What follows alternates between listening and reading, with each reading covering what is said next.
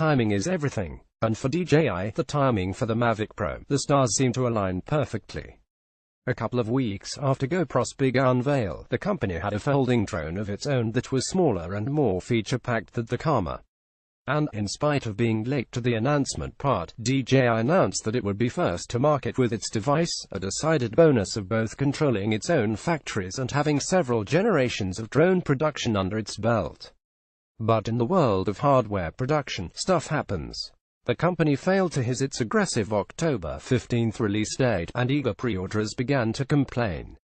The company started issuing statements assuring customers that the kinks were being ironed out and the devices were on the way. As of the writing of this, some of those who pre-ordered the tiny drone are starting to receive their units.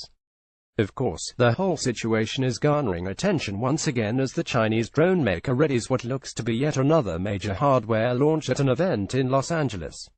If the company is indeed set to launch the Inspire 2, will its professionally focused device suffer the same sort of delays as the Mavic did? The folding drone's issues simply stem from being blindsided as the device was subject to more demand than it anticipated. In a conversation with the Adam Lisberg, the company's head of North American communications director insisted that the delay was not a result of unanticipated demand, but rather some very basic production issues prior to shipping.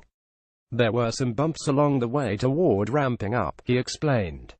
He said that the issues were not a result of the drone's complex folding arms, but refused to go into further detail, adding, "It's safe to say that we've learned lessons from the delays that we experienced," referring to future production. According to Lisberg, the Mavic Pro's announcement just after the Karma was a coincidence, in spite of the fact that DJI had been partnered with GoPro when the action camera company first announced its intentions to build a drone for the specific purpose of capturing athletes on film. "We had our date in mind for months," he explains. "We began scouting locations for the announcement back in July or August." The communications director adds that while the Mavic Pro was subject to unexpected demand, it was the fact that professionals have been eyeing the device that most surprised the company. But while photographers and videographers are looking toward the more affordable, smaller drone, DJI isn't worried about the Mavic eating into its other more established product lines. "We've never been a company that worries about cannibalization," Lisberg said. "We're the innovation company and we don't care if a new product makes an old one look outdated."